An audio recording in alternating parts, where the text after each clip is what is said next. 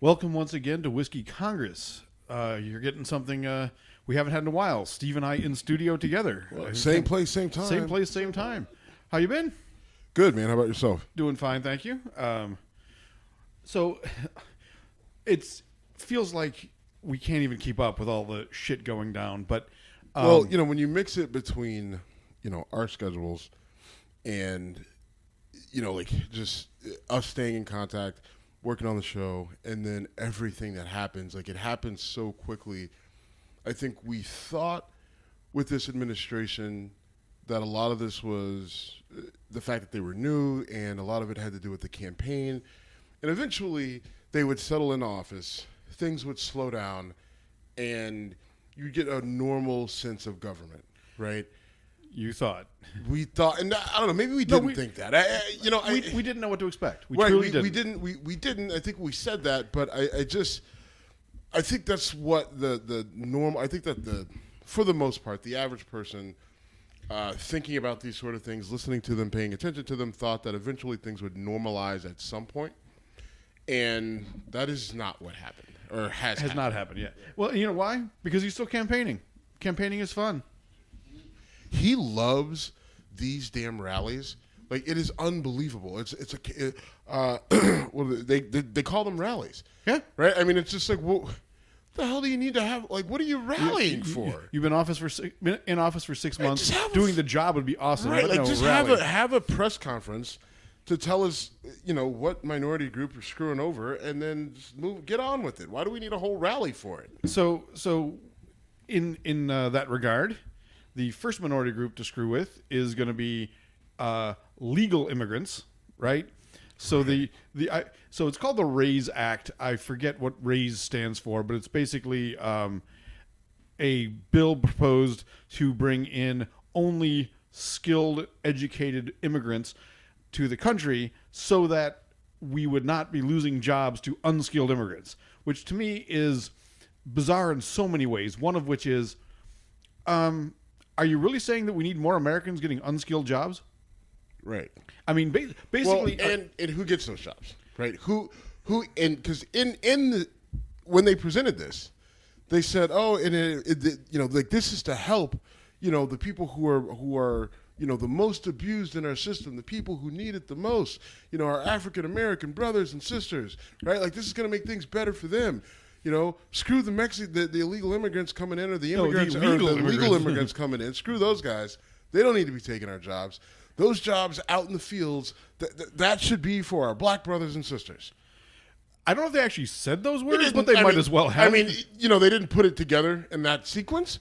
But if you're saying, let's get rid of, legal immigrant workers who are doing jobs that are now known as basically immigrant worker jobs, let's get rid of the people doing those, and let's give people in our country who we deem who need a lift, employment, right? Need a boost, and let's put them out there to do this work. And that's going to be our African American community. You guys go out there and do your part. Pick back up where you left off. All right. Okay. I mean, as a white male, I find that very disturbing and difficult to not get offended by. As a black man, I'm sure it infuriates you. Yeah, it's just...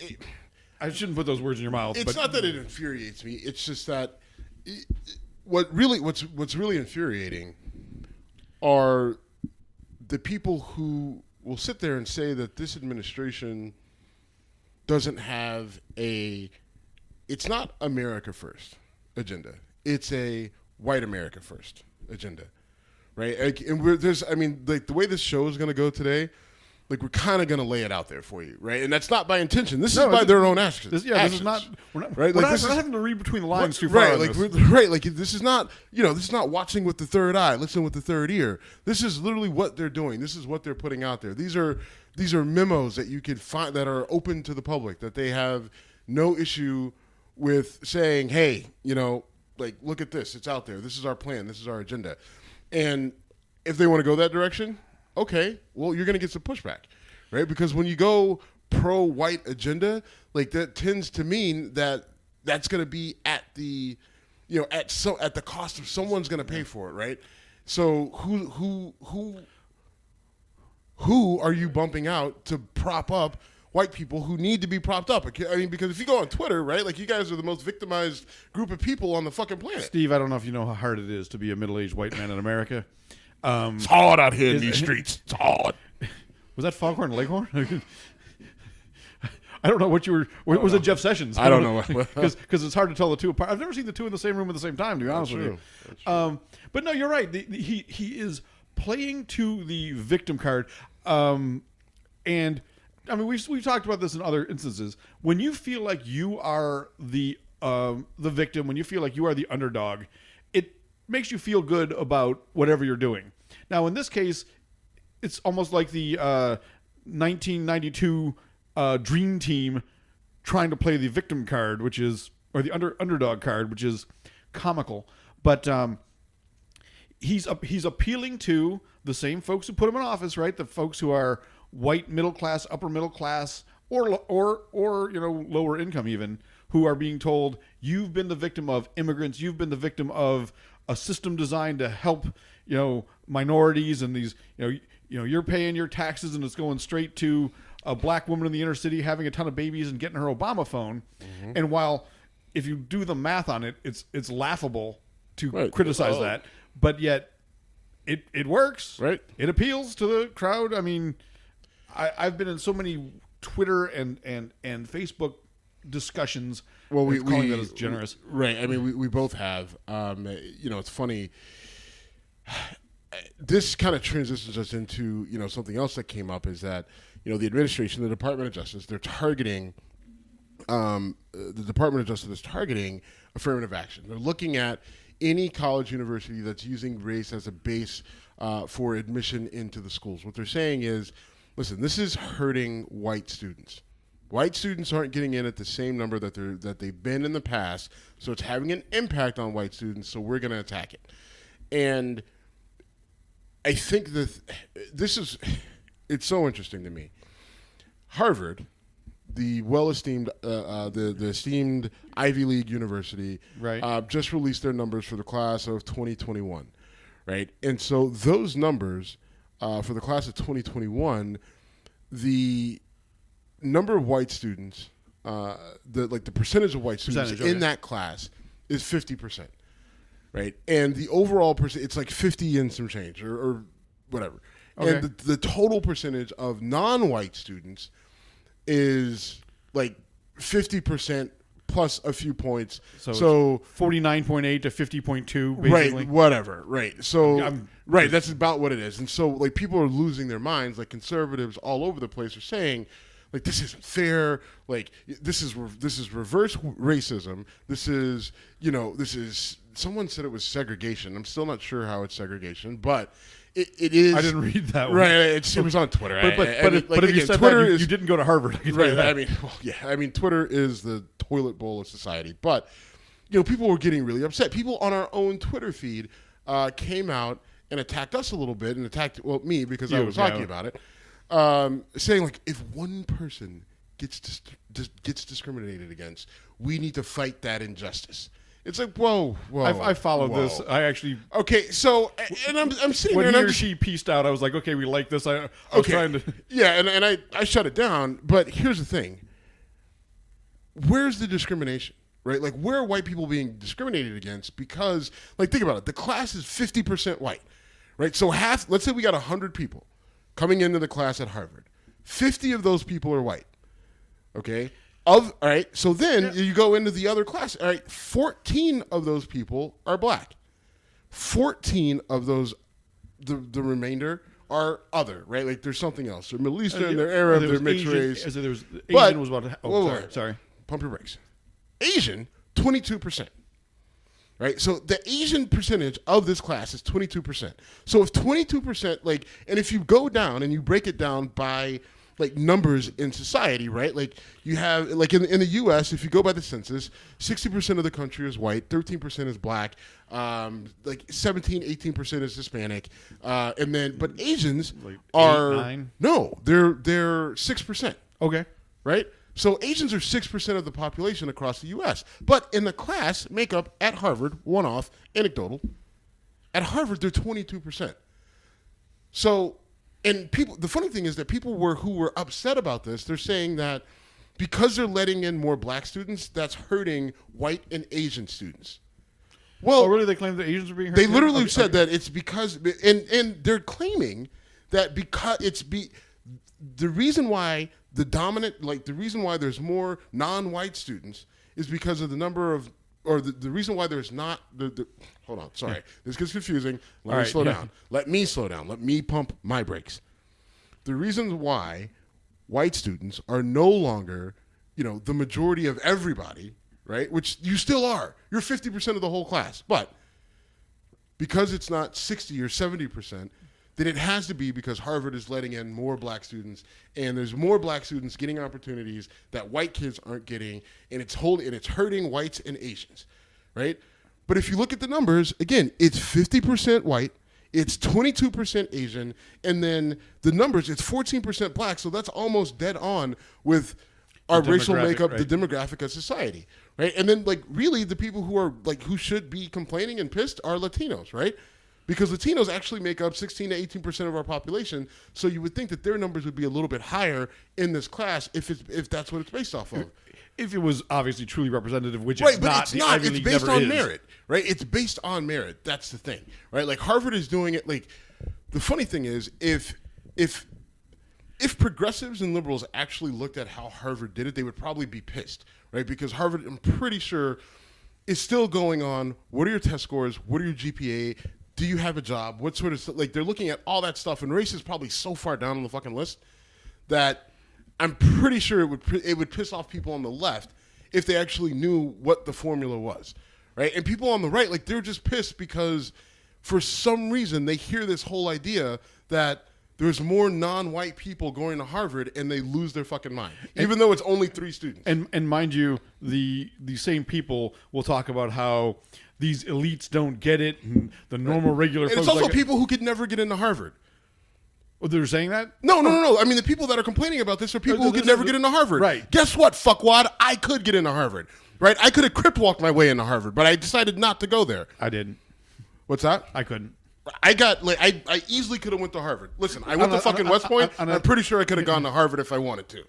If you could have, if either of us could afford it, which neither of us could, because it's expensive unless you're. It's Ivy League school. If you can go there, they'll figure out a way to afford it. That's a different conversation.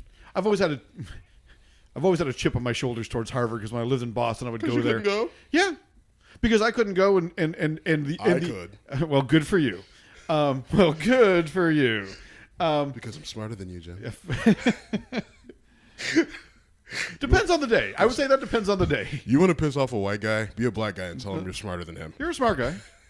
I don't concede anyone's smarter than me without empirical proof. I've played trivia with you. I know.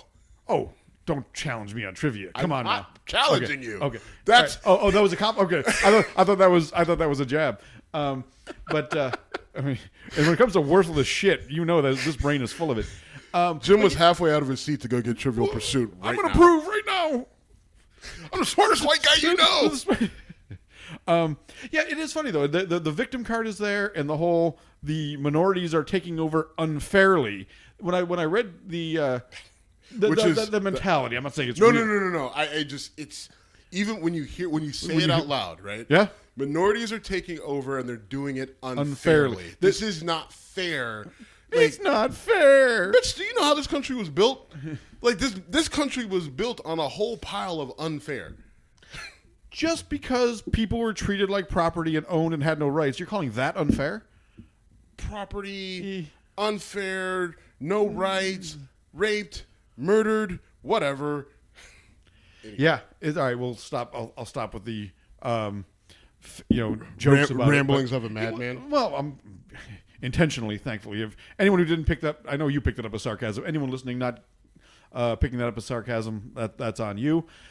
But yeah, it is. It's so it's obvious to me what Trump is doing. Right? He did the transgender ban tweet, from the military, which he never amounted to anything. It was just let's throw this bone to the masses and let them gobble up the evangelicals gobble up that I'm on their side. Jingle the keys. Right. And this is all hey, white guys who put us in office, we're throwing you another bone. We're fighting the unfair. I think it's more than that. Because this is coming from the Department of Justice. Right? This is an internal memo. They're hiring attorneys. They got rid of attorneys who wouldn't do it. Well, the attorney, like, there were lifelong civil rights in education. Like, there were attorneys who were in the civil rights department of the Department of Justice, who their job was fighting discrimination in education. That's what they've been doing since the 60s, 70s, 80s, right? Fighting segregation, fighting racism in schools, fighting for, safety for the LGBT community in the education sector. And when this memo, when the original memo was proposed, we didn't, at the time, the public didn't realize that this memo existed. But this memo goes out saying, hey, we need to fight essentially these schools that are using race and using affirmative action, that are keeping that, which is allowing more non-white students to go, and, in turn, it's racism against white students, right? Like, we're all about equality, but if somehow if it impacts me as a white person, right, or if it impacts you as a white person, and this isn't directly, I understand. If it impacts you as a white person, then you're not about it, right? Like, I don't care if you come up to my level, but you have to figure out a way to get there where it doesn't impact or affect me in any way, shape, or form, right? Like, that's the whole point of fighting affirmative action in schools. So this memo goes out, and the people who had been fighting for justice in education for the last 30 years are like, listen, this goes against everything that we've been fighting for. We're not going to do it. So they were all given all right, well, either do it or resign. We won't fire you because that'll make us look bad, but you're going to have to go ahead and retire or resign. And so you saw an exodus. I picked up on this, and I have RSS feeds for, shit that happens to lawyers or whatever. And this actually made the news, where a number of people in the Civil Rights Department of the Department of Justice had stepped down. And I thought that was curious, right? I mean, because these are the type of people who are lifers. Like, they're going to essentially, die in office. And so I thought all it did was it let me know something was going on, right? I didn't automatically assume that all these people were, there's nothing you can do about it. Sorry, I didn't automatically assume that these people just happened to be retiring or resigning at the same time. Obviously, something was up. And then this memo makes its way to the public that they're looking for attorneys to basically fight affirmative action from the side of the government, right? Which that is a bad sign. That is a bad sign for, like, the idea of affirmative action. And we talked about this, right? What's the other side of this? What are they doing to the public schools, right? Betsy DeVos trying to defund them so these public schools don't have money. Well, defunding the public schools through the federal government, they're not going to defund Rocky River and Solon and the different places in, these rich neighborhoods. Wealthy tax base. Right. Those aren't the places that get impacted, right? Like, money goes to public schools based on need, right? City of Cleveland, Buffalo, Youngstown, wherever you're at, like, these places with shitty school systems, they get the most money. Now, some people argue that's not how it should work. Betsy DeVos and the Department of Education, that's how they feel, right? Like, those schools, because they suck, they shouldn't be getting money. So let's defund them, right? And then let's force these kids to get a voucher and then go to a private school somewhere else, right? School choice. Right. Well, these private schools will say, hey, well, we don't want these kids from the inner city, so we're going to raise our tuition to beyond the cost of that voucher, knowing that the parents can't afford it. So the kids are forced back into the shitty schools, and which are now shittier because they've got less money. And then what happens, right? Like, so between, these kids aren't going to be getting educated at a lower level, and then just to make sure, we're going to take anything away that gives you an opportunity to get into college. Based off of something other than just grades and test scores. Now, let me say something that I don't believe in, but I want to put it out there for you, and then if you throw it back to me, I'll take it.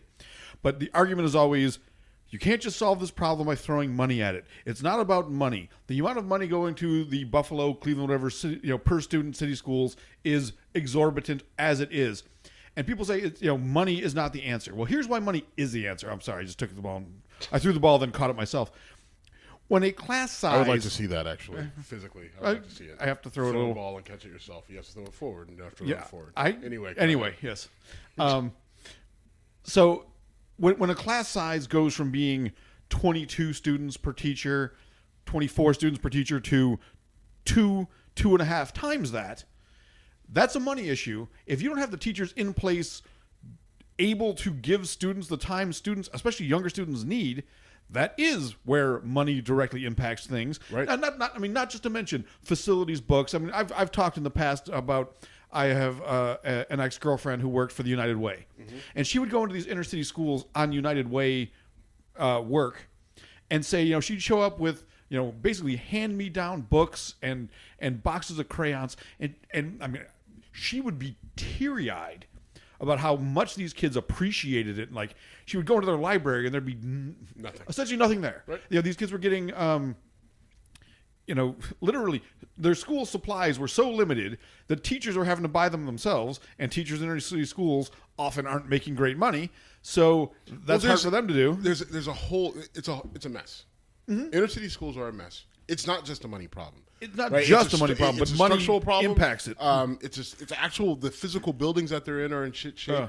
The way that the system is designed, like a lot of these inner city schools, whether it's Chicago or Cleveland or Youngstown, they're very administrative heavy at the top because the administrators actually get paid a decent salary and they get pensions and they get health benefits. And they don't have to do shit on the ground level. They work fucking 9 to 5. They get great vacation. They get all this time off. And these schools are going to hell in a handbasket, right? The teachers do what they can. After a while, they get jaded. And a lot of it comes down to money, right? You got one teacher with 40 students in a class, right? And and half the class isn't paying attention.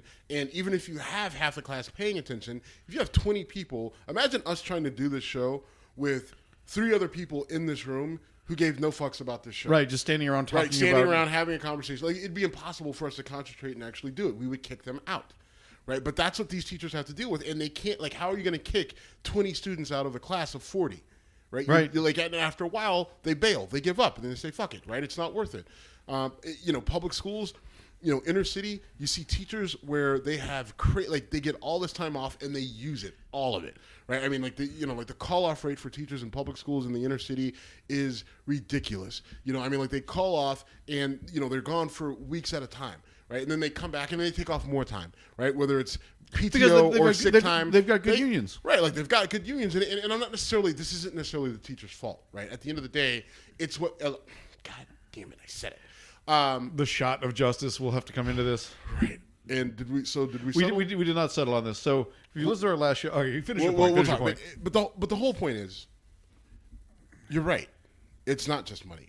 But money is a major part of it. It is. You always hear that from, you do, but I mean, like, you hear it from people, but then they don't get into the actual issues of why it's not just money, right? So if we're going to say it's not just money, then let's talk about why it's just not money. It's true. Right? But taking the money away has a direct like taking the money away. Like taking the money away. Now you have, instead of one teacher for 40, you may have one teacher for 60.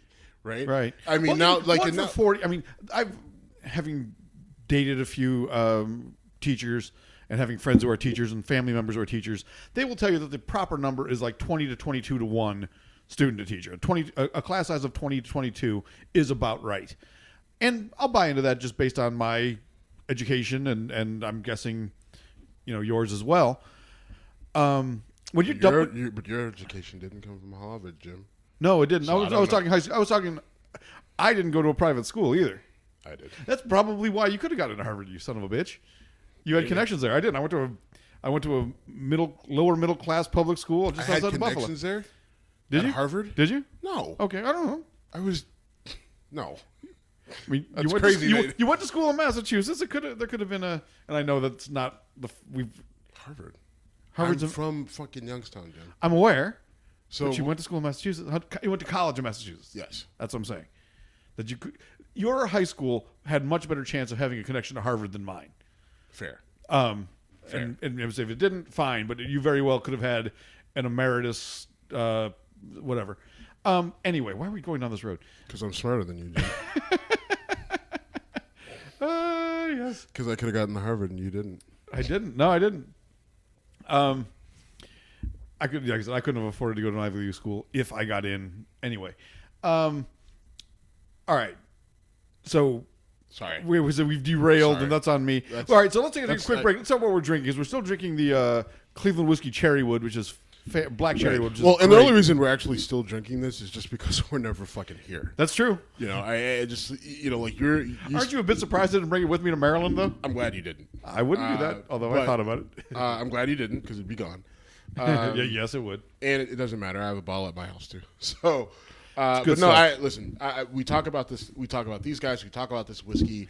It's a great whiskey, and we've already talked about it enough. But absolutely, I actually want to talk about the beer I'm drinking. I'm drinking Big Ditch Hayburner, which is brewed in Buffalo, New York. I was in town for a family reunion last week, so this is a microbrewery in downtown Buffalo that I've been to. I actually know the owners of, and they make great stuff. It's all over Western New York. I think it's getting a little bit more widespread, but Big Ditch Brewing is good stuff. Can you talk about the beer that I'm drinking? You are drinking. You know what? It's not Tyskie. It's the other big Polish beer. I'm drawing a blank on the name, but so I bought beer for my family reunion. This is the Polish side of the family, so I bought a Polish lager, and Steve had to try it. And then asked if it was supposed to taste like kielbasa. It tastes like kielbasa. It does not taste like kielbasa. On first sip, it tastes like kielbasa. You wanted it to taste like kielbasa. I didn't. All right. I wasn't even thinking about it. Anyway, it's a good beer though, right? Is it a nice light pilsner? I think it should be pretty good. It's not bad. It's not bad. Happy Dingus Day. All right, there we go. All right, so we could go on and on about this, but the white victim card is clearly the administration's favorite thing now. The rallies. It's not just the administration, though. The administration doesn't have to do much to get people to play that card, right? I mean, and the fact that the DOJ is doing their thing. I'm wondering if, so Jeff Sessions was on the ropes for a while. I had him next in our Deadpool. Listen, I'm telling you. I don't know if he's gonna. He's not. I put this on our website. I wrote about it. Check it out at whiskeycongress.com. I wrote an article about Jeff Sessions' safety in his position. I don't think that Jeff Sessions is going anywhere. You're not going to get him to quit. Like, he is in a position where he can put in place his master plan, right? The master plan. Interesting you use that word, that choice of words. Well, scary that you accurate. That's by design, yep. Because he is from Alabama, and listen, the Deep South, they are still fighting segregation. Right. Yes. Or desegregation. They're still fighting the Civil War. Right. I mean, they're literally still fighting desegregation in parts of Alabama, Mississippi, Georgia. Places, Virginia. Like, there's still places where, they're pissed about black kids coming to their school, and they're trying to figure out a way to weed them out using coded language and the whole thing.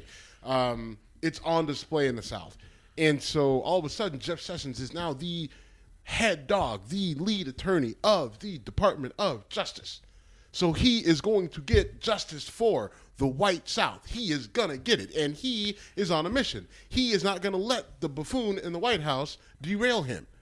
Right? Like, he's just like, listen, you're going to have to fire me because I have shit that I need to get done. Marijuana, we got to get over this shit, right? Like, his thought process is marijuana needs to be super illegal. We need to continue building jails. It sounded like you said super legal. No, super illegal. Right. It needs to be like extra illegal. Yep. Right? And then we need to, anyone who has it, they need to go to jail, right? And then we need to build more jails. And we need to fill those jails, preferably with people who have melanin, right? The darker, the better. And then, on top of that, this whole stuff with we're going to protect the gays, we're not doing that anymore. Screw it. Fuck it. Have a field day. This whole thing with the drug war, it's on and it is popping. This whole thing with where we're just letting anybody into college, nope, no more. Got to be for the people into the country. Got to be educated. Right. And here's the people coming in the country. Only people that we like. Well, and the funny thing about that is, the people that will actually take Americans' jobs are those people. Now, good, they're doctors, they're whatever, but they're spinning this on a we need to protect American jobs. Well, if you want American doctors, then that's not the way to do it. Right. And again, I'm not. Well, it's just crazy. That came out wrong. Well, no. But it is though, like, because like the people fighting for this immigration reform, right? It's just like, oh well, they're taking our jobs. Like, first of all, Tom, no, they're not. Like, right. If your job can be taken by someone who doesn't speak English and literally can just barely pick vegetables for a living, no, that's not what's happening. But so the thing is, though, the people that they want to let in are the people who not only will take the jobs of doctors and computer IT people and all that sort of stuff, but they're also the same people who will take those jobs for a period of time and then go somewhere else, go to another country, go to Europe, go back to the Middle East, start a company that makes a lot of money and even has a bigger global impact right, somewhere else, not here. Right, and so it's just one of the late night show hosts, I think it was Colbert, said it was originally called the Raising American Citizenship is Super Tough Act, but they didn't like the way that worked out. Racist. That was well done. Yeah. Anyway, it is. We gotta work on you interjecting jokes. It was not my joke. It was someone else's joke. That was a pretty good one. Whether it's yours or someone else's, we got to work on that. All right, so.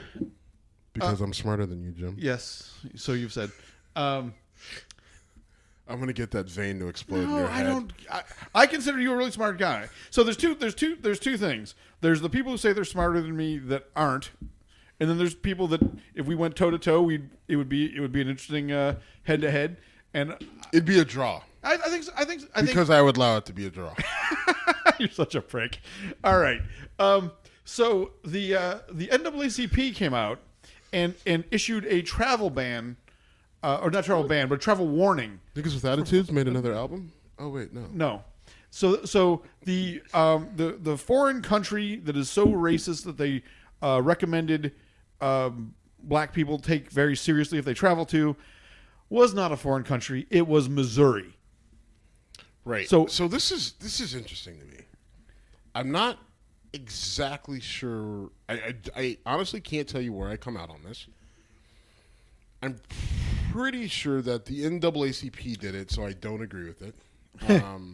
Well, I don't know, Steve, because you're smarter than me, so I don't know if I can figure this out either. You probably can't. Okay. You probably don't have the capacity to do so. It's fine. It's not your fault. It's genetic, bro. You're a dick.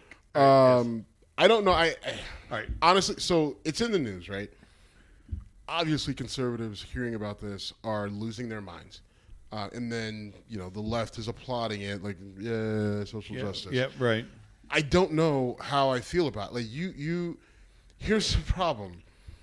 Missouri, home of St. Louis. Home of Ferguson. Home of a lot of issues that this is really tough for me. NAACP comes out and says, hey, if you're black driving through the state of Missouri, be careful because there's a real probability that you're going to get pulled over because just because you're black, right? DWB, driving while black. It happens. Right. And it happens. I'm saying it with quotes. That's just an acknowledgement that it's true. you get pulled over. Like if you're black driving in anywhere at the wrong point in time, you may get pulled over just because you're black, because there's a chance that you have weed on you or you look like someone who may have committed a crime. You are in a neighborhood where a lot of crimes are committed, so let's pull you over and see what you're about. Any number of reasons, but because you look the way you look, you're going to get pulled over. It happens. NAACP comes out, makes a big deal about it, to the point where they put out this advisory, a national advisory. Don't drive through Missouri. Missouri. Don't drive through. No, you're right. Don't drive through Missouri because there's a probability that you'll get pulled over. Your slip was probably also good advice, by the way. But right. Well, and so is that kind of the point that okay, I'm fine with doing this thing about Missouri, but how is Missouri different than Kansas, Arkansas, Mississippi, Texas, Oklahoma? And that's exactly where I'm going. Like, what's the difference between Missouri and Mississippi, right? What's the difference between Missouri and Louisiana, right? There's a case pending down there from where a guy who drove, wanted to, and this is, and actually, did you hear it on Dr. Wilma Leon's show? There was a guy who was driving. He was from Mississippi. He actually drove into Louisiana, never made it out of Louisiana. He got pulled over by the police. He hadn't done anything wrong, but they took him into custody, and he ended up dead. I did not hear this. Yeah, I listened to his show last weekend, but I didn't listen to it this weekend. Yeah, so it wasn't this weekend. Actually, it was a couple weekends ago. But yeah, that's a case that's pending in Louisiana right now. And so I guess my question is, NAACP, where the fuck have you been? Right, like this is like driving while black has been a thing for a while, right? And this is the first time that you've issued an advisory, and you want a pat on the back for it. And so let me ask this though: so you're saying, you know what? And I said, what's the difference between Mississippi, Louisiana, whatever? Could it be that Missouri is kind of like the gateway to where the Midwest gets much whiter? Because in Louisiana, I mean, I'm not saying driving while black doesn't get you pulled over in Louisiana, Mississippi, whatever, but in those states, the percentage of the population that's black is probably approaching 20%. Whereas, do you know the numbers? I don't. So that I mean, but just Missouri, but Missouri, Kansas, Illinois, Illinois because Chicago is a bad answer. But when you get into rural Missouri, Missouri's a big state. And it is a big state. It's open. I get it. I completely get it. And you can get outside of the major cities, there's nothing but white people. But what's the difference between that and Georgia? Right? You get outside of Atlanta and some of the places around in Georgia. Small town Georgia is small town Georgia is very one thing or another. It's either very white or very black. Right. So okay, but do you think it's a good idea to be driving while black in through some of those very white parts of Georgia? No. But you know what I mean? Like, so I'm not just sure. Asking the question. I didn't really read the NAACP's rationale for singling out Missouri, if they had one. But I'm wondering if that is where. Well, it was the office in the state of Missouri, right? Like, so it's the NAACP, okay. Right. Okay. So they're acting locally, basically. Right. Okay. My fault. And again, where's this been? This isn't new for the state of Missouri. This isn't. There's nothing new. I mean, Missouri's had issues with race as far back as this country. Since. Right. Pre-Civil War, yep. Plessy versus Ferguson. And there's that. So I just... Where was Brown versus Board of Education? Was that Kansas? I believe so. Okay. So, I have a hard time falling in line with the NAACP. I don't believe that they're an effective organization. I do believe that they are very reactionary. I believe that the NAACP has failed at its mission over the last 20 plus years. And I believe that the leadership of the NAACP needs to go across the board, almost in every state. There are some signs of, hey, they're doing a decent job, but for the most part, they're the old guard. And there's nothing wrong with that. At the end of the day, there's nothing wrong with that. You need new leadership. Yeah, fuck. You need at the end of the day, that's why I'm not in these different organizations, you need new leadership. You need a different frame of thought, a different thought process to move and advance forward. If you have people who are still clinging to the same things that they were holding on to 10, 15, 20 years ago, then it's no wonder you can't move forward as an organization. If you can't figure out how to navigate in today's society, where's the NAACP on social media? Where are they in these new and different advertising spaces?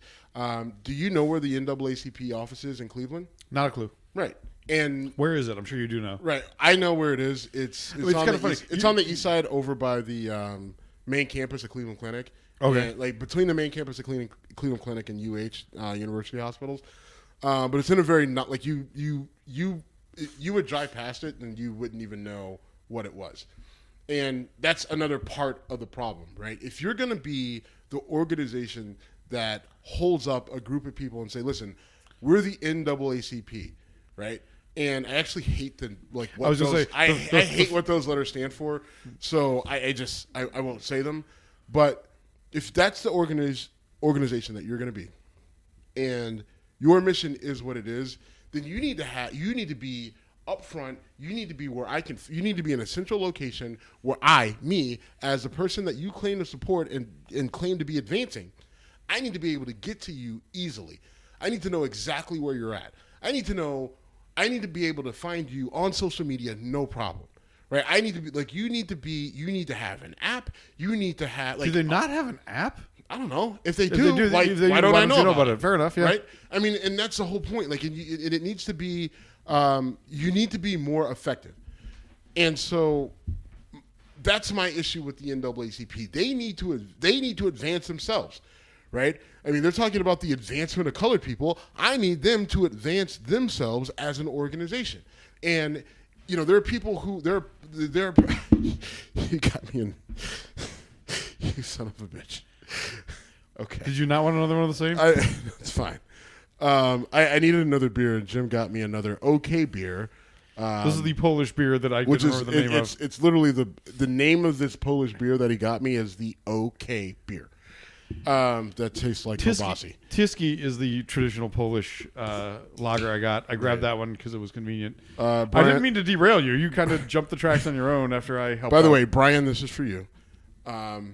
You'll process that in a second. I got it. No, okay. I picked it right away. I'm smart. I'm going to be smart as you, but I'm pretty smart. Okay. Well, you're not smart enough to get into Harvard, Jim. But my point is that one, I'm going to need someone to save me because Jim's probably going to stab me when this is over. Once I turn the camera off. Yeah. But find us on YouTube and you'll be able to see, did Jim stab Steve?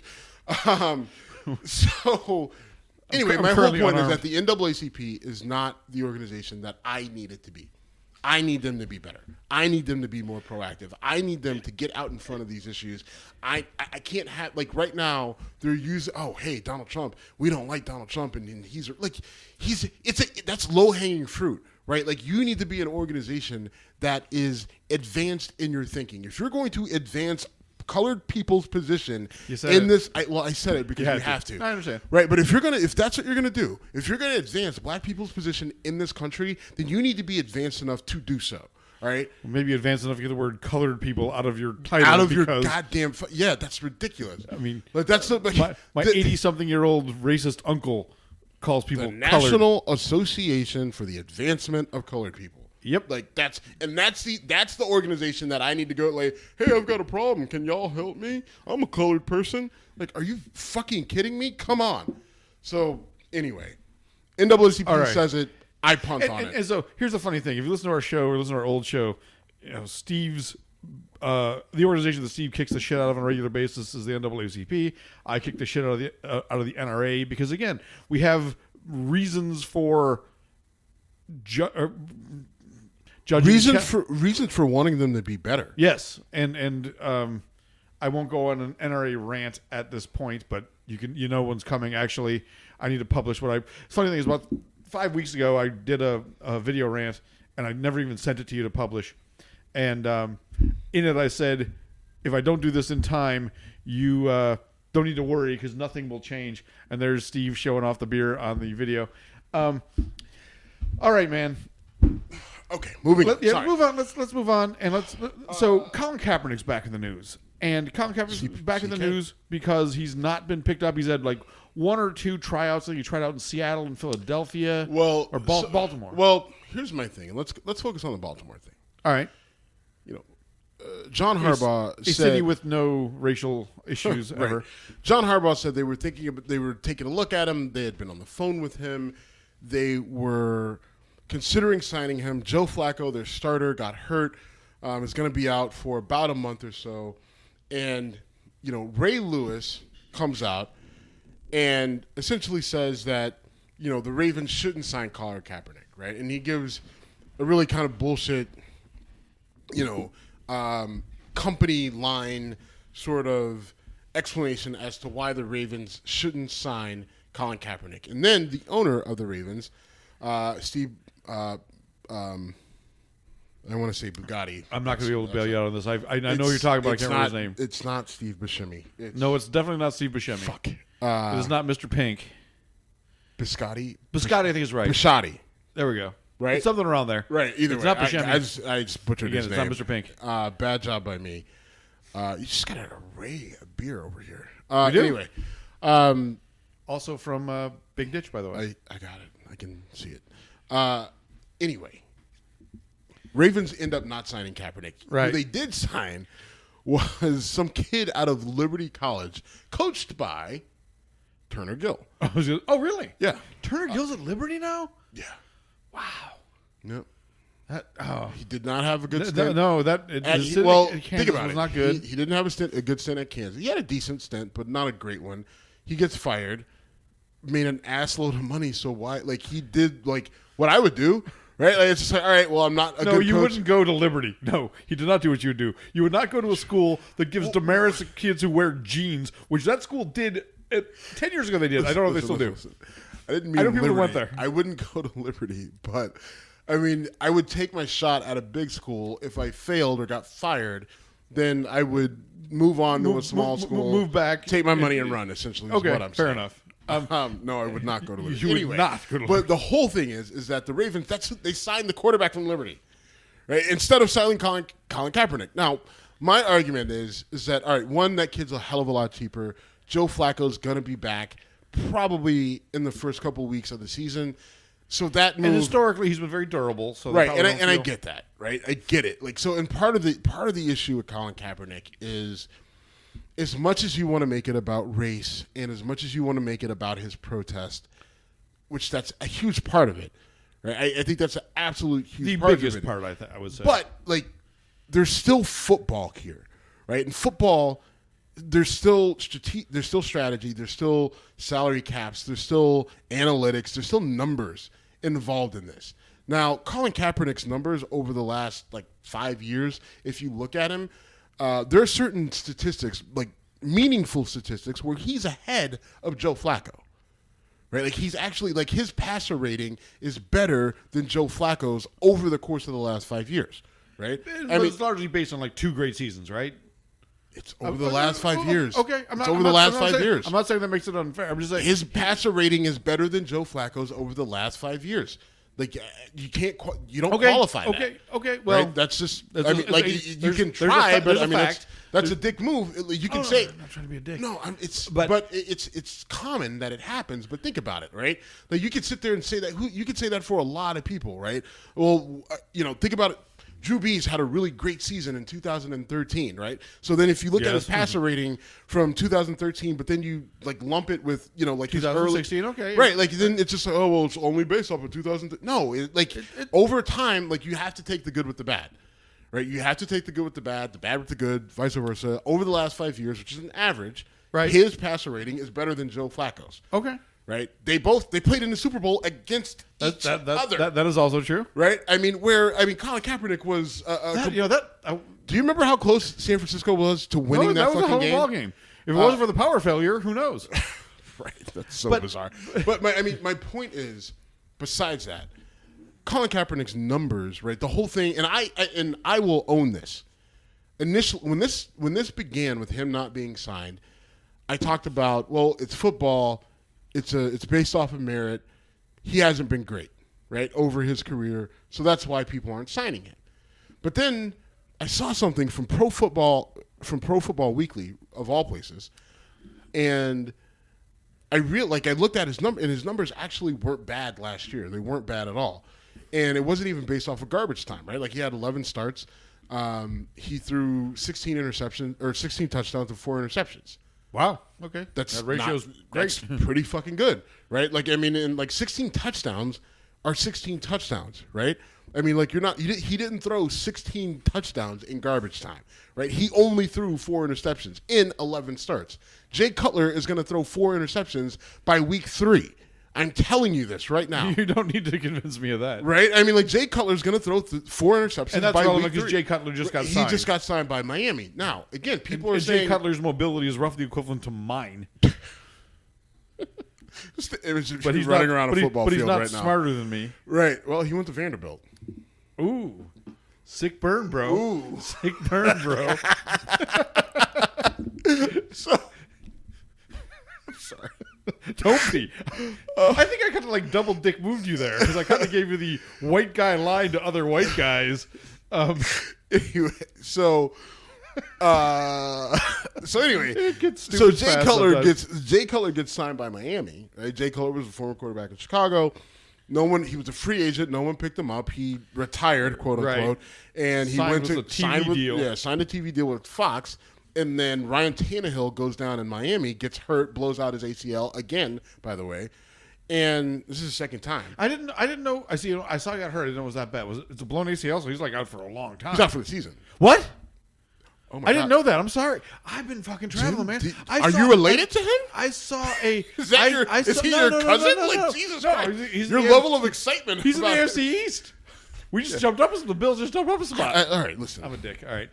I didn't know it was your. Yeah, he's out. He's out for the fuck. year. I just So feel bad. He's a good ball player. who? Tannehill. Okay, He's a good ball player. He's not a superstar, but he's good. whatever. I'm neutral on him. We're not gonna go down that road. But I'm sure people want to hear us talk about Ryan Tannehill's. Jay Cutler, though, the reason why this matters, right, in relation to Colin Kaepernick, is Jay Cutler played for Adam Gase, who's the head coach of the Miami Dolphins. Okay. Right, Adam Gase was the offensive coordinator. Like Jay Cutler is familiar with his system. He knows him. So that's why they're going to sign him, right? Because that makes football sense. Like, could they sign Colin Kaepernick? They could, but Colin Kaepernick doesn't know Adam Gase's system. And even though we know that Jay Cutler is going to throw 4 interceptions before week 3, we also know that they're not going to have to worry about language, or they're not going to have to worry about format. He already knows the system, right? He's like, it's not going to take him long to get up to speed to where the coach feels comfortable with him. That's just a football fact. And he's had some success in the NFL. I mean, right? He went to a championship game at least, if not further. I was on the Jay Cutler bandwagon up until he retired. I love the guy. He had an arm he had a Dan Marino arm. He actually, Jay Cutler. You made the mobility joke, but Jay Cutler can actually move. He can scramble if he needs to, but there's other issues with Jay Cutler that kind of prevent him from rising to the next level. But at the same time, he's thrown for a lot of yards, a lot of touchdowns, a lot of interceptions in the league over time, and he's a better fit for Miami right now. That makes football sense. That's why Colin Kaepernick isn't in Miami, right? Like, they never would have thought about Colin Kaepernick with Jay Cutler being out there. Now, Jay Cutler re-signs with the Bears, right? Which never would have happened because they drafted a quarterback. But if Jay Cutler signs with someone else, then maybe, I don't know. I don't know the Miami organization where they were thinking, but maybe that would have been a fit. But the reason why Miami didn't go after Colin Kaepernick instead of Jay Cutler wasn't because they were afraid of Kaepernick's politics. They figured the best thing for them in that situation, and Cutler's on a 1-year deal. 1-year deal for $10 million, because at the end of the day, at the end of the year, I literally meant at the end of the year and said day. At the end of the year, Tannehill will be back, and then Kaepernick, oh my God. And then Cutler. Tannehill will be back. Cutler can go back to retirement. Yes. Or Cutler will have a phenomenal year and can go shop his services elsewhere. Either way, there's no controversy. Right. And so it makes a lot of football sense for Miami.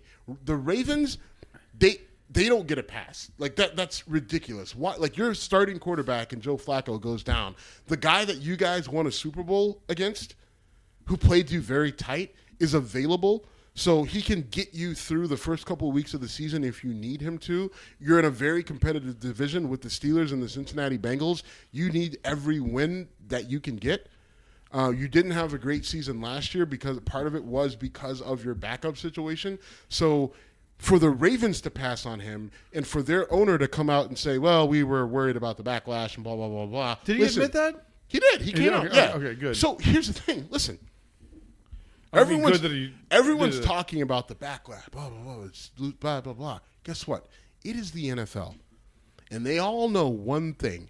What cures all in the NFL? Money. And publicity. W's. Winning. Oh, yeah. So isn't that really the real thing? That Kaepernick is like you said, over 5 years, a successful quarterback, but he's not at a Tom Brady, Aaron Rodgers top level. Nobody's at Tom Brady's level. Oh, Tom Brady or whatever. My point is that he's not so good that NFL owners, NFL teams are willing to deal with the controversy, the hassle, the risk, whatever. They're very risk averse. It's all about the money. if they believed Colin Kaepernick could come in and get them a championship, they would not blink. I mean, Greg Hardy and Ray Rice are perfect examples. Right. Greg Hardy is committed a disgusting act. He choked and beat the shit out of his girlfriend, and I have nothing good to say about Greg Hardy. But he was a really good edge rusher. So he got another chance. In fact, I think he got 2 chances, right? He signed a 1-year deal. I think he signed a deal after that. No. Was it 1 year? No. He signed a deal with the Cowboys, and he was suspended for an extended period of time on his return. And then he was just weird. He was creepy. He said stuff about Tom Brady's wife. Oh, that's right. I forgot about that. Like, he did some other stuff. Yes, he was okay. yelling at coaches, and now then he got busted with cocaine, and now he's out of the league. So Greg Hardy, all right. He only got one shot. He got one shot. Ray Rice never got another shot. Never got another shot. Why? Because he was broken down at that point. Right. He was a running back that was approaching 30. People said he was slowing down, and what he did was disgusting. He knocked his wife out, and we saw it. We saw it. It was brutal, and I don't have a problem with it. Like, people are like, well, Ray Rice should get another chance. Like, no, he shouldn't.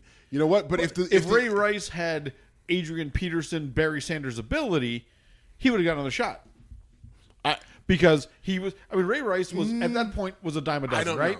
I don't know because at the time, there was so much pressure on the league through women's advocate groups, through progressive left groups. There was so much pressure that you needed 2 years to go over before you could sign him. And then at that point, even if it was Adrian Peterson, do you sign a guy who hasn't been on the field for that amount of time? He was at his best. He was really good. But then again, there's other football things into it, right? Because then it's just like, all right, am I going to pay Ray Rice, a guy who's been in the league for so many years? I have to pay him a minimum of, 1.5 million, whatever the league minimum is, or I can go and get some kid from a division, from a small school, from Marshall. Right, I can go get a kid from Marshall. I can go get a kid from UMass. I can go get some kid from a school that no one's ever heard of. From Harvard, perhaps? From Harvard. From what could have been my former whatever. Yeah, but it's not. But it's not. And but they can go out and they can get somebody to fill the role, and maybe that person turns into a superstar. Maybe that's a Terrell. Maybe they turn into a Terrell Davis, or maybe they turn into a Willie Parker. A guy who comes out of nowhere. And North Carolina, I believe. Right, out of North Carolina, who barely played. He was a scout team player. And then all of a sudden he was a star. Right, because the Steelers gave him a chance. So why would you pay a guy like Ray Rice all that money, deal with the controversy, deal with the hassle, right? When you can get a player as effective for cheaper with no baggage. Without the baggage. So let me make a statement and tell me agree, disagree, or expand. Colin Kaepernick right now is being blackballed because of his political stance, not just because of it, but also because owners don't want to deal with the hassle and the politics. Yeah? No? Blackball would mean... That's too strong of a word, maybe. Because that implies collusion, which is an effort amongst owners to keep him out. Right? Okay. That means they're calling each other and saying, hey, Colin Kaepernick's coming your way. Make sure you don't sign him. That's not happening.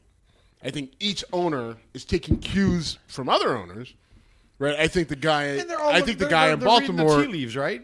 I think the guy in Baltimore is looking at Mara from the Giants and saying, they didn't sign him, so we're not going to sign him, right? And if he's saying like he's getting mean letters, then I don't want to get mean letters, or maybe they are getting mean letters, like whatever. And listen, there is an element of people out there who watch the NFL who were so perturbed and pissed off by Colin Kaepernick's act. And by the way, if you remember, he knelt during the national anthem, right? Right, and that while saying nothing, by the way. Right, he knelt. He got down on one knee during the national anthem, and there are a group of people out there that I would say about 25% of the NFL watching population. And actually, I know this because there were a number of polls that were taken on it, and they were so upset and pissed off by it. And they got out and they wrote letters and they got on Twitter and they got on social media and they created a movement. And the movement was, fuck that guy. We hate him. He hurt. We're against him. I went to college with a guy who I'm friends with on Facebook who said, "Where'd you go to college again?" West Virginia University. So not Harvard. Thank you. Asshole.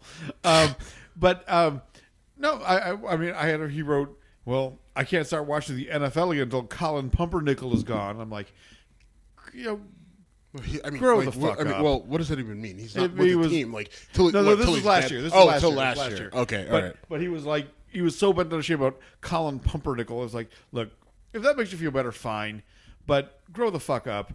And all right, breaking everything down, Colin Kaepernick's protest was the kind of protest that should be embraced and encouraged. It shone the light on the issue he wanted to protest. It influenced no one adversely in terms of their day-to-day lives. No one got hurt. They weren't screaming in the streets. And we've talked in the past about effective protests. When you take to the streets and block traffic and do this shit, you end up annoying people more than... He brought attention to something without hurting anyone. And what never gets said is the issue that he tried to bring attention to a real one? And if you say no, you're delusional. Period. Right. If you don't believe, look. Well, so, if people, let me keep rolling, please. Roll on, Daddy. Let me roll, because people say, well, the number of black people murdered by police is very small. Yeah, you're right. It is very small. I mean, if you look at the total number versus the population, it's tiny.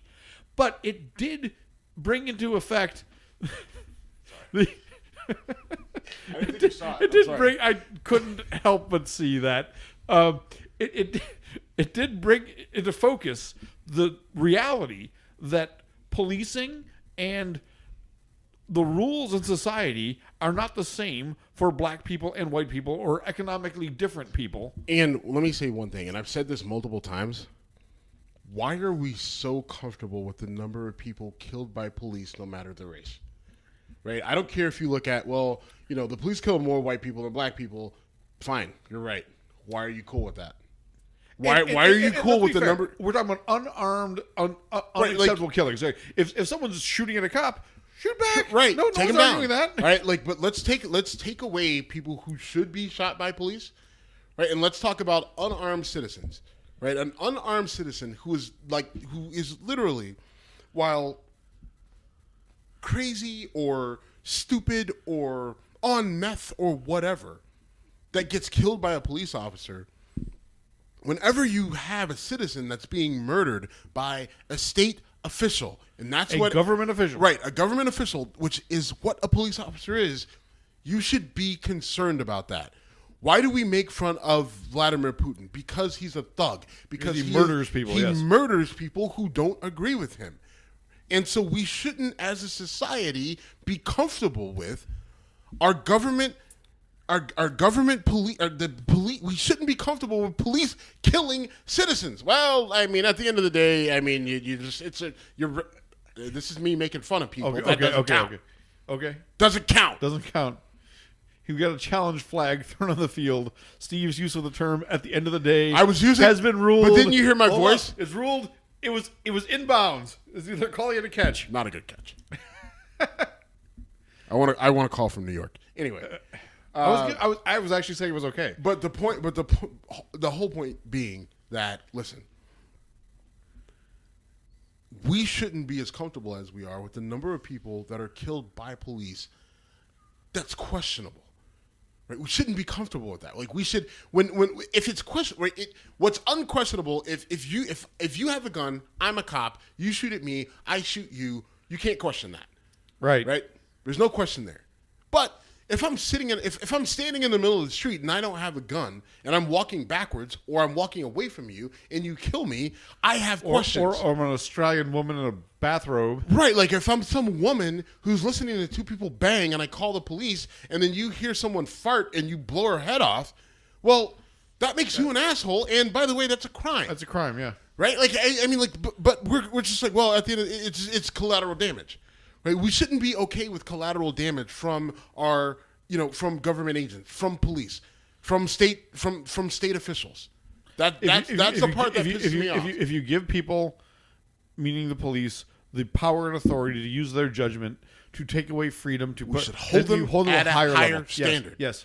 And so Colin Now, when I said Kaepernick, that last time, Mike Wood called me Peter Parker, but Colin Kaepernick called attention to that. yes. And you can if you don't know if that's real, then where the fuck you at? keep listening. Keep listening and go back and listen to our past shows. But here's the thing. People will say, well, it's not just that. It's, did you see the socks that he wore? Which were a mistake. He wore a shirt that had Fidel Castro on it. He didn't vote. Does that change his protest? It's a distraction. It doesn't. It's a distraction from a reality that people don't like talking about, right? That's Right? exactly it. That's exactly it. Right? It's a diversion, a pivot, a distraction, whatever you want to call it. It makes you feel better. I don't have an argument against that, so I'm going to bring up something else that I don't like.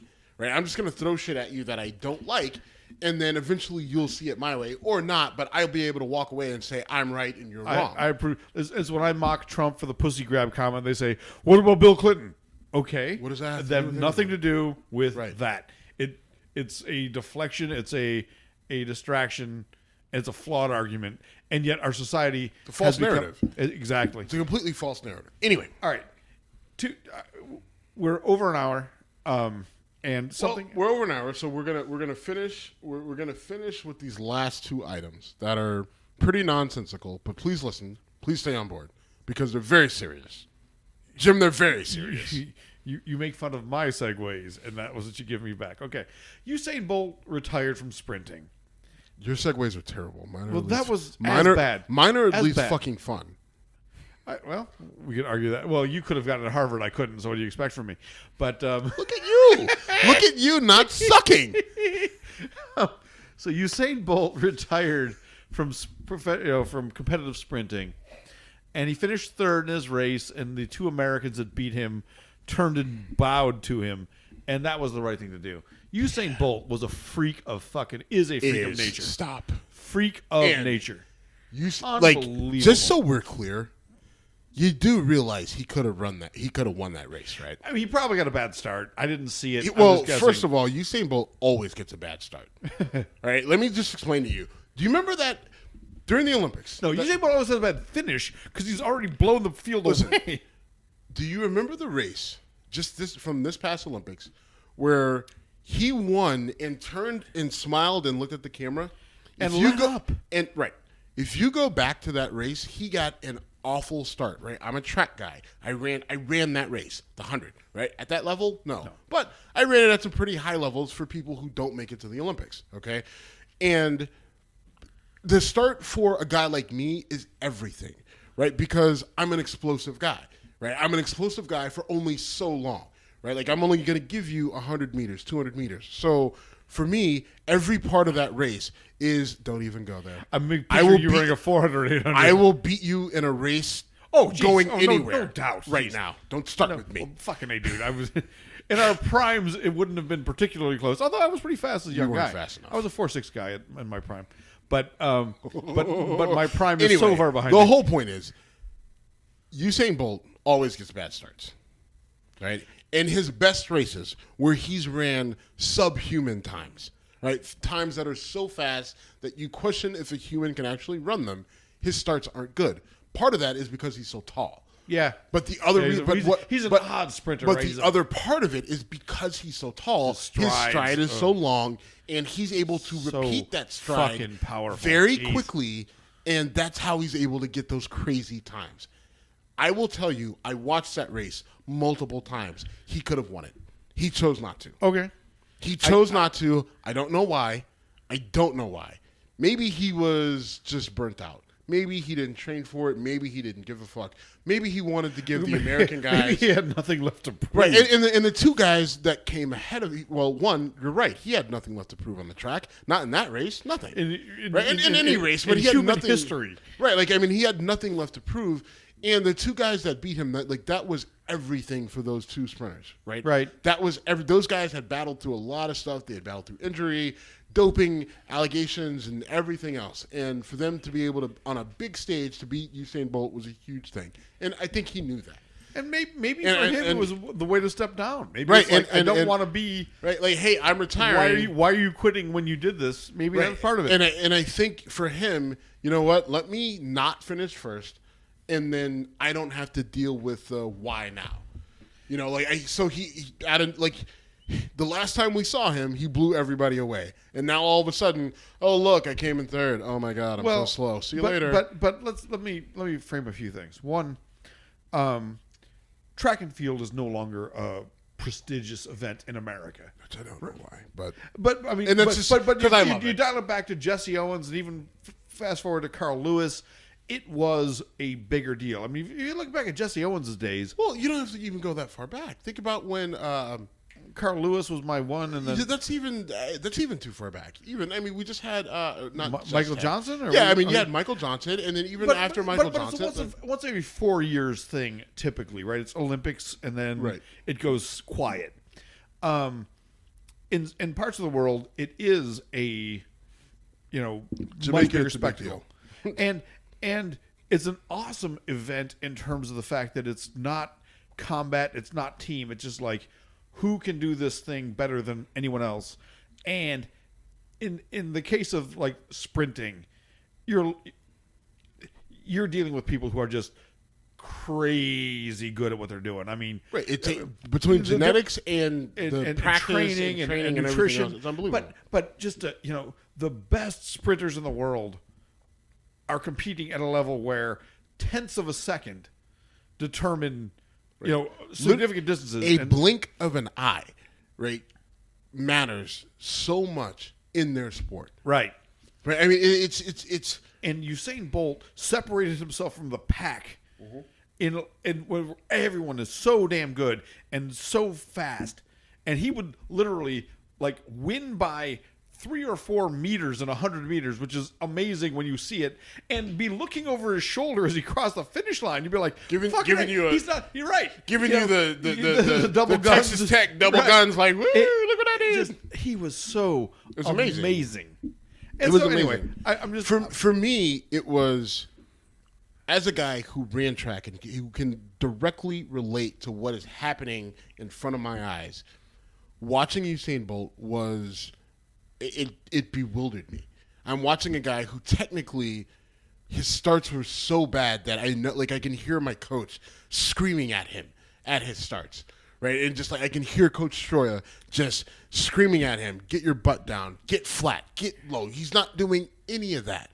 But then I watch him just blow by everyone because his stride, right? And then finish with terrible form, his running form wasn't terrible. It wasn't great. I'm talking about looking over his shoulder. Yeah, well, yes. Right. Giving the middle finger with your arms spread, that's not good form. That's what I'm saying. But it was phenomenal to watch. It was fun to watch. I enjoyed it. Watching someone just be that good is fun. Here's the deal. I talk a lot about how I hate Tom Brady because he has a life that is ridiculous and just isn't fair. I hate Tom Brady too. That isn't fair, and I'll go with that. Right. I mean, it's just he's married to Gisele Bundchen, and he's got a baby by Bridget Moynihan, and he is a Super Bowl winning quarterback. He's also probably going to go down as the greatest quarterback of all time. He lives this amazing life, and it's just fuck you, Tom Brady. But then, at the same time, as much as I hate him, right, as much as I can't fucking stand him, and would have to resist the urge to kick him in the nuts if I ever saw him, watching that dude come back down, 28 to 3 or whatever it was and win the Super Bowl. I actually called it. I was like, it's going to happen. And it happened. Right? As much as it disgusted me, it's amazing to watch one of the greats do what they do. It's amazing to watch Usain Bolt come out of the blocks horribly and just blow past the greatest in the world. Walk down people. These are the best people in the world. People spent 4 years training to do 100 meters in a straight line. Now, here's the thing. He trains very hard. Oh, yeah. We're not very, very hard. No. And I just want, it's not like he just rolls out of bed and does this. He puts a lot into it. No doubt. But it's still amazing to watch. And the fact that we won't get to watch it anymore That's disappointing. And hopefully there's somebody is. that comes along to replace him. And hopefully the sport picks up. I'm sure it will, but we need to recognize, we always talk about greatest of all time type stuff. Usain Bolt as a sprinter is the greatest of all time. Period. Right, and you're right. Like we compare him to Carl Lewis's. Well, you started it, but we as a society, and even you and I, have to begin to recognize when you're experiencing, when you're watching greatness at the level that we see of a Usain Bolt, of a Tom Brady, of a LeBron James.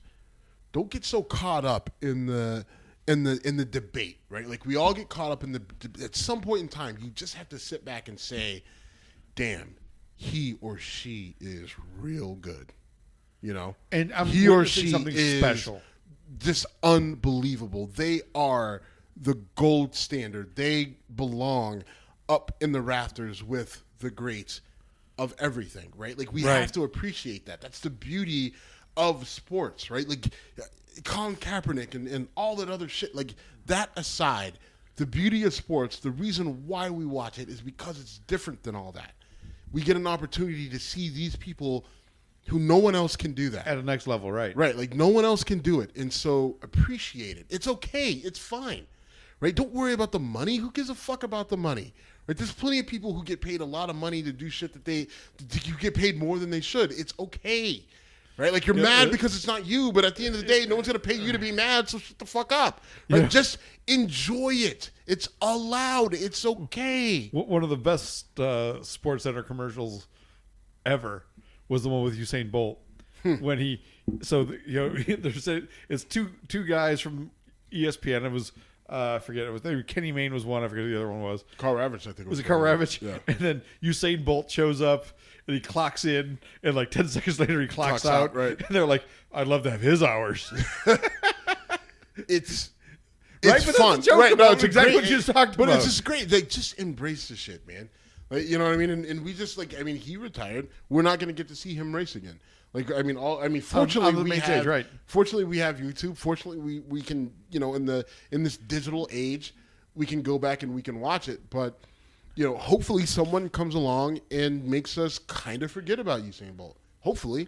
Right? And it's not. I don't know. You know what, though, Steve? I think 10 years from now, 20 years from now, you and I are going to talk about how we saw Usain Bolt looking over his shoulder 5 meters ahead of the crowd, and kids will look at us and go, "Come on!" And we're like, "Sorry, seen it, saw it. You missed it, kid. We watched." Same thing with Michael Phelps. Michael Phelps, right? And don't say Ryan Lochte. Oh. No. Thank you. Thank you. The worst bro of all the bros. The worst bro of the bros. Ryan Lochte. I want to change gears because you brought Game of Thrones to my attention, and we do need to wrap this up. First of all, that show has been on. Holy shit, has been great. It's like all of a sudden they're just like, hey, maybe instead of stretching everything out over the course of 10 episodes, why don't we just try to get all of it in 2 seasons? So it's amazing. But there was a hack, Jim. There was a hack. HBO got hacked. And there was an unaired episode of Game of Thrones. I don't know where it fits. I don't know if it's in this season. I don't know if it's like from a previous season. But all I know, everyone who's watched it has said it's amazing, and it has more shit in it than like the first 3 episodes of Game of Thrones to this point has had in it combined. So my question to you is, do you and I go find the unaired episode of Game of Thrones and watch it? I can't. And talk about it. I can't. What? I don't know. I haven't seen it. I don't know. I know. No. Do we go find it? If it's available, we have to. Do we have to? We do. But isn't that unpure of us? It is. But we still have to find it. Like CNN, we must get there first. All right. Right? Well, we're definitely not going to be first. Or 58th. Ish. We're 58th. Ish. Have you been watching Ballers, by the way? Oh yeah. God, loving it. Ballers is great. That gives me thoughts and plans and ideas. That scares me a lot. Should. Oh, by the way, I put on our Twitter account that Spencer Strassmore is Jason Taylor. You see me put that out there? Yeah. What? So what was because that about? they're the same guy. They're not. They're defensive ends. They're athletic, bald, good-looking black guys who are now. Jason Taylor's a Hall of Famer. Mm-hmm. As a Bills fan, I understand how he got there. Jason Taylor also was never broke. Okay, fair enough. Well, we don't know that, or do we? I mean, I'm just saying that they kind of look a little bit alike. You know, he's not a financial guy. He's a vegan. He went to Akron. That's true. Where did Spencer Strassmore go? Miami. The U. Okay. The whole where he went in real life. Where Dwayne Johnson went. So yes. where The Rock went in real life, where he went to Miami, and you didn't go to Harvard, like that whole thing. No, in fact, I was on the same football field as The Rock in 1993, I believe. In what capacity, Joe? I was a varsity athlete, Steve. Doing what? I was a varsity athlete. I was a varsity What athlete. was your uniform? I was a cheerleader. Fuck you. And yes, I was. It's a weird story how I became a collegiate cheerleader. If you want to talk about that, you know what? Tweet at us, email us. We are Jim at Whiskey Congress or Steve at Whiskey Congress. Nobody wants to know why you were a cheerleader. If you do, you can find us. We are whiskeycongress.com. We are on all the social medias, all the social media outlets. Let's wrap this up. This is going to go south in a hurry. Absolutely. By the way, whiskeycongress.com, that's where we kind of put into written form what we talk about on this show. So, check it out. You can leave comments. You can leave comments on our Facebook page. You can tweet at us. Email us. You can find us on Instagram. Instagram is mostly pictures of whiskey and food because that's kind of those are awesome things. But please, check us out on any of those platforms. You can find us on YouTube, clips of the show, previews of what we're going to talk about during the week, random video clips, interviews. Right, interviews, Jim's rants on random shit, maybe even some of my workout videos. Yeah, for the ladies. Anyway. You know what? I'm going to let that... You should let it slide. Yeah, I will. And that's what the ladies should do, is let it slide. Stop. All right. Stop. All right. Thank you very much. We're out, folks. Thanks, everybody. Thank you very much. We're out of here.